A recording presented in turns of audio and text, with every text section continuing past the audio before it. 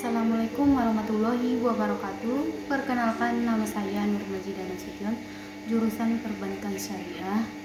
Dan di sini saya akan menjelaskan atau mempresentasikan yaitu mata kuliah Tamadun Melayu yang berjudul Kerajaan Indragiri. Kerajaan Indragiri merupakan salah satu kerajaan Melayu yang pernah berdiri di wilayah pesisir timur Pulau Sumatera, tepatnya di wilayah yang sekarang menjadi bagian Kabupaten Indragiri, Hilir dan Indrahulu, Provinsi Riau. Kerajaan ini diyakini berdasarkan sejak abad ke-13 Masehi. Awal berdirinya kerajaan Indragiri terkait erat dengan pengaruh kerajaan Sriwijaya dan kemudian kerajaan Majapahit. Nama Indragiri berasal dari bahasa Sanskerta, yaitu India, dewa, hujan, dan petir dalam agama Hindu. Dan giri yaitu gunung, sehingga bisa diartikan sebagai Gunung Indra atau kekuatan Indra. Di sini masa kejayaan dan berkembangnya pengaruh Majapahit, yaitu menurut negara Kartagama 1365, wilayah Indragiri masuk dalam daftar daerah bawahan Majapahit. Saat itu Majapahit mengirimkan pengaruh budaya dan sistem pemerintah Hindu-Buddha.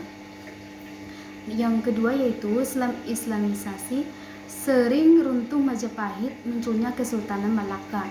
Islam mulai menyebarkan ke wilayah Indragiri. Raja Indragiri kemudian memeluk Islam dan menggantikan gelar raja menjadi sultan, yaitu Sultan pertama.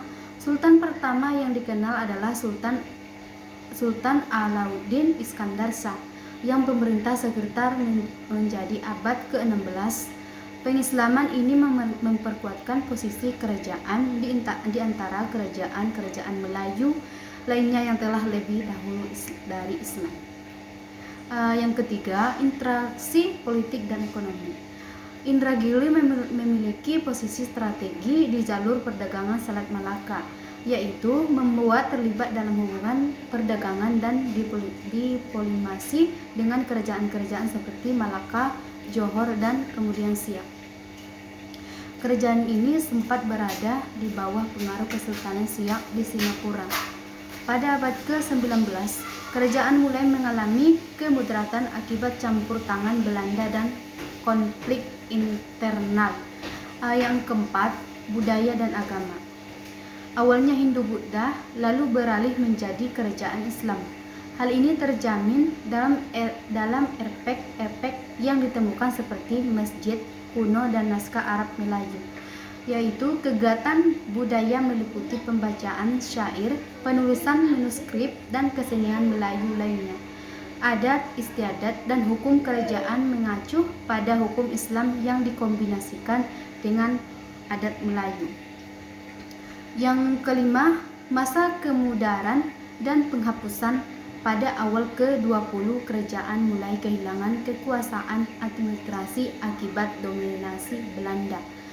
Pada tahun independensi Indonesia 1945, kerajaan ini secara de facto dan jure menjadi bagian Republik Indonesia. Status kerajaan merubah menjadi simbolis dan sebagai keturunannya masih diakui sebagai tokoh adat. Kesimpulannya yaitu kerajaan Indragiri adalah Melayu yang mengalami perkembangan dari Hindu-Buddha ke Islam, memiliki peran penting dalam jaringan perdagangan di pesisir timur Sumatera dan menunjukkan proses transportasi budaya khas di kawasan Melayu. Meskipun kerajaan ini tidak sebesar Sriwijaya Majapahit, keberadaannya mencerminkan dinamika lokal dan interaksi regional yang kaya. Saat ini diwariskan budaya Indragiri masih bisa dilihat melalui tradisi, adat, bahasa, dan peninggalan sejarah Riau. Mungkin cukup sekian dari penjelasan saya. Wabillahi taufiq wal hidayah. Assalamualaikum warahmatullahi wabarakatuh.